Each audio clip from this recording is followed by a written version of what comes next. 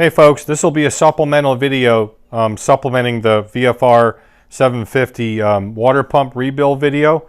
I'm not one to shy away from showing you my mistakes, and I'm going to show you what that is and how I'm going to correct it. So this is going to be a very short video because the other information in the video is still accurate, but it's missing one step. Let me show you what that is. Okay, so here's the water pump completed that you saw in the other video. Everything's great. Everything went together great. So I went to put the cover on it today because I want to reinstall it, and the cover won't sit flush. The impeller is hitting the inside of the cover.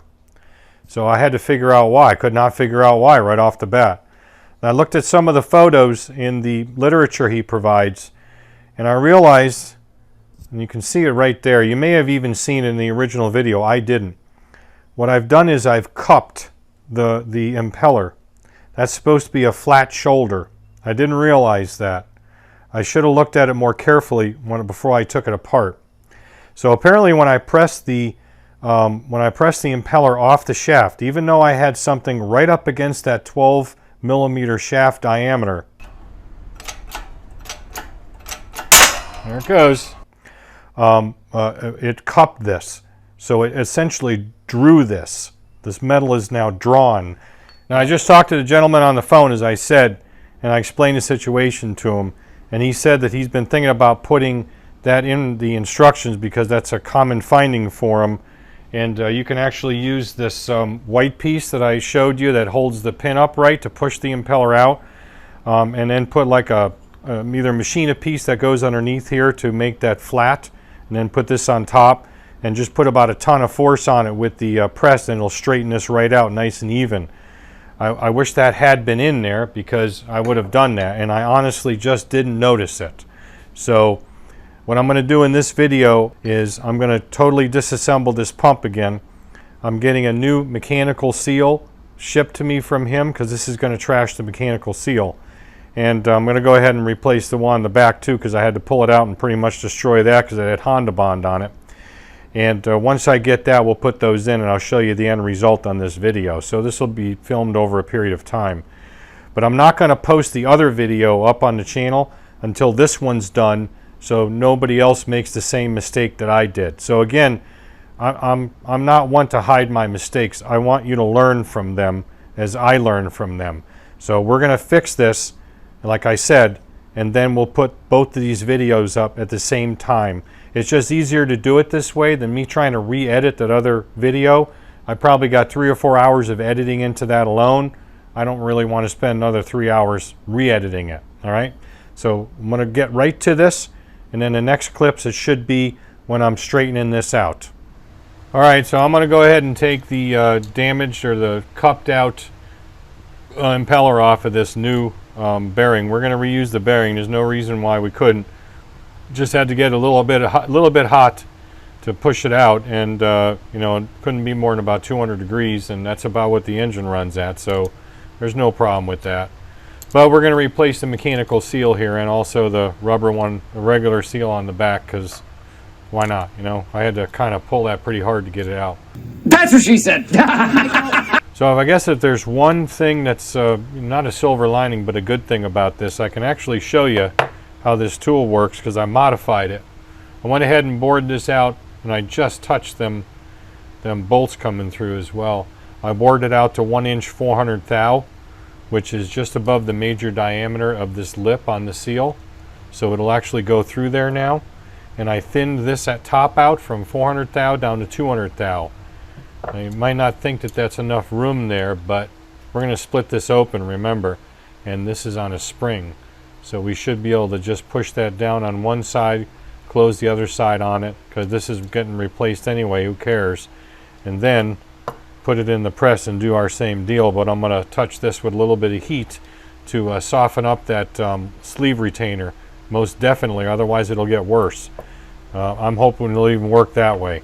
So it's kind of a shot in the dark on this one because don't know if it's going to work. I just talked to the fellow on the phone. His nickname is Taz. Just talked to Taz. He said these impellers are unobtainium, so don't break it. Isn't this nice? try to do something, a repair, show you guys. And now we're into, you know, a situation where we're about to probably have a motorcycle out of service for 6 months. So again, you can see from the inside of this, now it's split. What we're going to do is lay this in like this. So let me see if I can get that done here. It's a little fiddly to get that done, mainly because of the fact that this ceramic seal is now proud of the surface where it should be because it's pushed out from this cupping. But you can see that this would work in a normal disassembly. Proof of concept, another step is done. Now we got to wiggle this guy in just like that. So this was the original concept of this, with this bore just a little bit bigger than this major diameter of the bearing itself. I don't want to turn that on it and scratch it. The shaft. You said shaft. So now we're just going to clamp her back together and go over to the press. And again, use this thing as it's intended to be used, or try to use it as it's intended to be used. We'll go ahead and push that shaft out. Remember the shaft here is allowed to slide in that in this bore. This bore is slightly larger than 12 mil, and this shaft on both ends is 12 mil. So but it's very close, so it'll keep it oriented nice and parallel or perpendicular, I guess, however you want to look at it. And this is not going to go down all the way because it's hitting on that seal, but what we're going to have to do now is just chance it. Hit it with a little heat and push it out. But I had to yet make another tool. Remember, the one that comes with the kit is plastic. I'm going to hit this with a little heat to soften up that sleeve retainer, so that'll melt. So I had to make one out of aluminum. Does the same thing, slips over the head of that impeller, and then this pin goes in nice and snug with very little, well, not snug, but just very little clearance, keep it upright. And again, that's our thing to keep it, you know, keep it where it needs to be in the center there. So since it was done on the lathe, we know everything is concentric. So I just need to get it set up here and get close. I don't think it'll take any more than that, just to soften that up.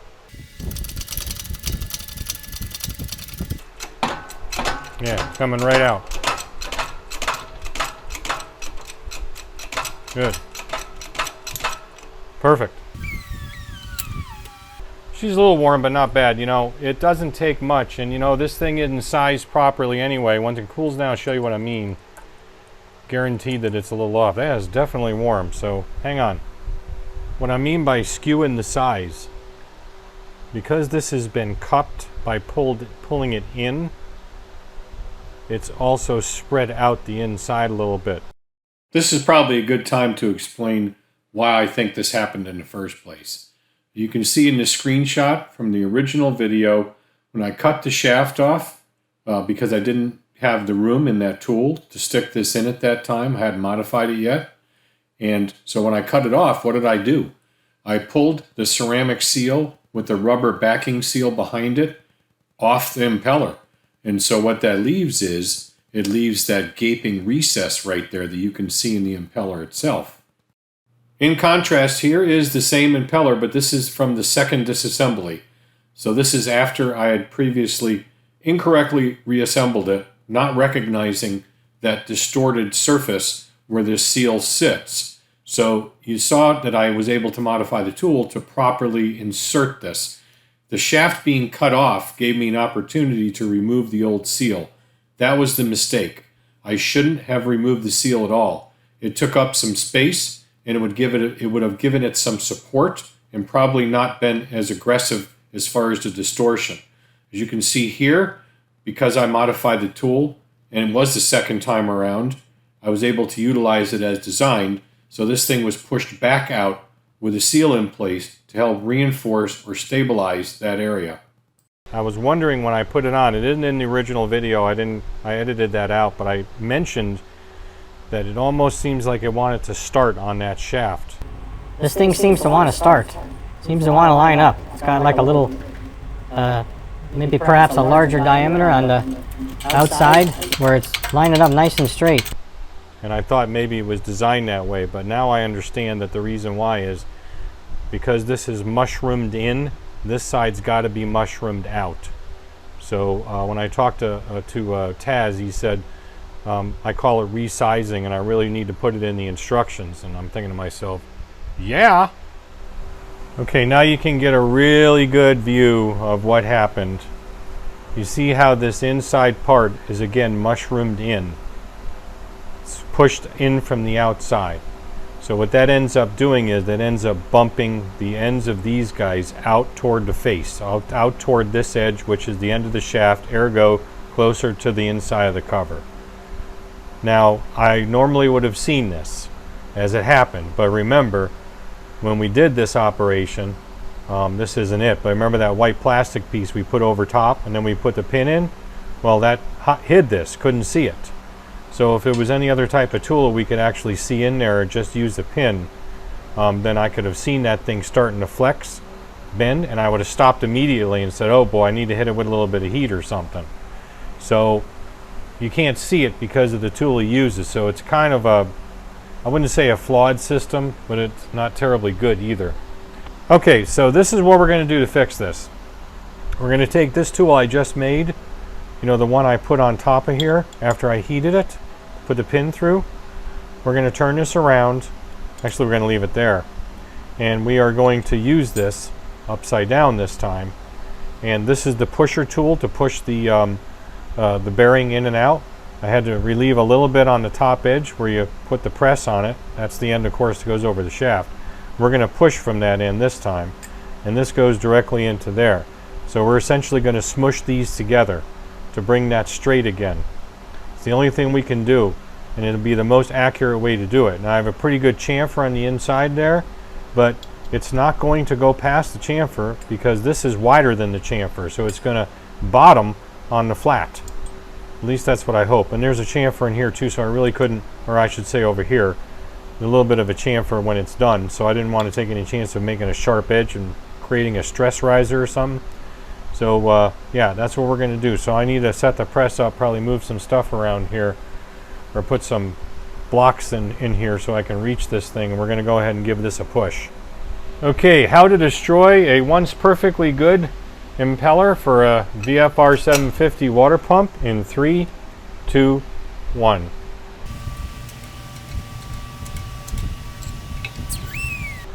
Ooh, that's not bad. Look at that. That actually worked pretty good. Whoops, I keep bumping you, I'm sorry. I think it needs a little bit more, but dang, we're really close. I'm going to hit it with a little bit more pressure. That's probably 10 tons on that thing right now. 12-ton bottle jack, and I'm almost maxing it out. Yeah, that looks a little bit better. Now the question is it running straight? It should be. But the only way to know that is to actually put it on a shaft. I happen to have another shaft. I don't know if we can make it fit just in there to do it. The old bearing. I'm not going to press it on there, but maybe we can do something to use that as a test. Here's my test setup. Remember that piece I cut off the other bearing, the old bearing? It's about yay long. Turned it down with a carbide insert, I mean just a skosh, to get this to fit over it. Unfortunately, I just couldn't take off too little. It's a little too much, so let me show you this thing. I'll explain this setup here in a second. This thing isn't perfectly, well, it's pretty tight on there now. I must have got it kind of pressed on. Oh, let's try that. Because, yeah, it was loose before, but let me try it now. I do have a Scotia runout on that impeller. What I was going to say was it's supposed to be registering now up against the end of that shaft to the inside of this, I guess the inside top. You know, think of it like a hat with a hole in it. If it is registering against that, then it is a little bit off. Like I said, I only have it sitting in there a little bit. It's not really tight at all. It just must have jammed up at the very end, which is okay.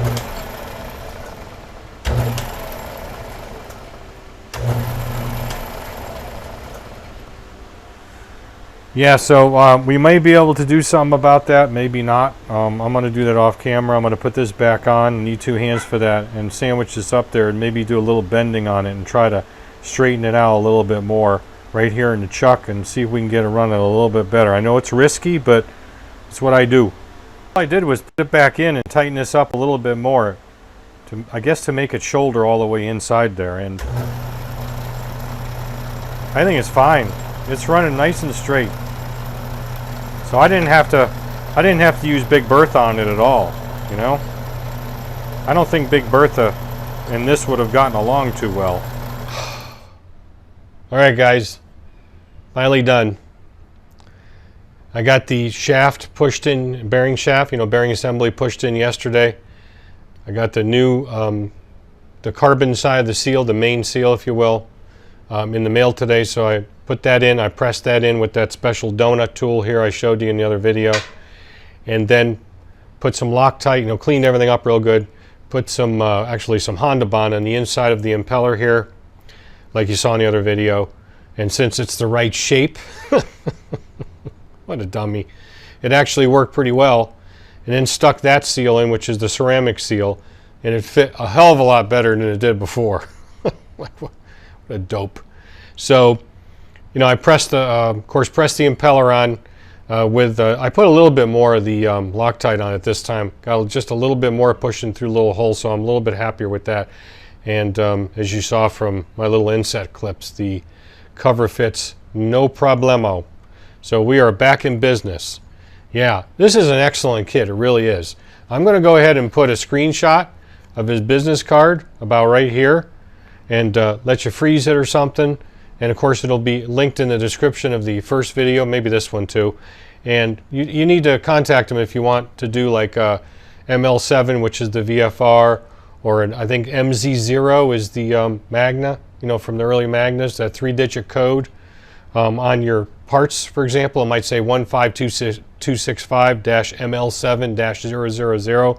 The ML7 is indicative of the model, or the engine, if you're looking at it that way. So yeah, this would be an ML7 kit. So he's got some really good stuff. Go on his website, look around. You want to buy some, definitely do it. Super nice guy to work with. What he had said to me was he wasn't going to charge me for the second seal set, but if I wanted to, I could send him some money, so I did. And I'm not going to tell you how much that was. It's just between me and him. But I will go over the basic costs here. It's about 90 bucks for the kit, say 100 with shipping. And then I don't exactly remember the cost of like the Honda Bond HT or the Loctite, but figure 20 or 30 bucks more for that. And as long as you got the tools like the press, and you got a way to make some tools if you need it, or some sockets that can be modified, or whatever you need to make this work, you can do this job on the cheap. So it is definitely doable. But as far as the home gamer goes, you're going to need some stuff to do it. I'd recommend sending it up to Taz, have him do it. Like I said, I could, but I don't really want to. I don't want to take business from him. I got enough work. I don't want to deal with it. So, but the caveat to that is, if you contacted him, or anybody else for that matter, to rebuild a water pump and they said we can't get to it for 6 months, I could do it for you at that point. But I really don't want to, so go with him. Not that I don't want to because I don't like you guys. I love you guys, but I don't want to take work out of somebody else. You know, food out of their mouth or tools out of their toolbox, since that's all I ever buy with money I make is tools. More tools, and yeah, and t-shirts. I got my Inheritance Machining t-shirt on today from the Inheritance Machining channel. Brandon his name is a guy who's a machinist who inherited a machine shop from his grandfather, hence the name. A really cool channel, definitely look them up. And just happened to have it on today going out and doing some errands, so I figured I'd shoot video, the outro of this video with my shirt, and it's hot as hell. I'm getting over the funk right now. You probably hear it in my voice. My wife gave me the funk, the crud, not the other crud, you know, that you can't mention anymore, but just like a sinus infection crud. Hopefully a day or two I'll be 100%, get back on the VFR. We got a lot of other stuff coming up here. Good stuff. The police bike is going to come back in. There's going to be a video, if it doesn't drop before, on the fat swing arm for the Z1R, which I'm pointing over here because it's sitting right here. And there's some really good stuff coming out. So you need to subscribe, like, share, ring the bell, stick around, send a carrier pigeon, you know, donate. I don't have a donation thing, do I? I don't know. Send me tools, whatever. And, you know, then, you know, you get notified when I put more of this stuff up because, like I said, I got a lot of good stuff coming up. So this is definitely a wrap. I learned some stuff. I don't have a problem making mistakes as long as I learn from them and I can correctly fix them. That's the thing. Thanks for watching. Catch you on next video.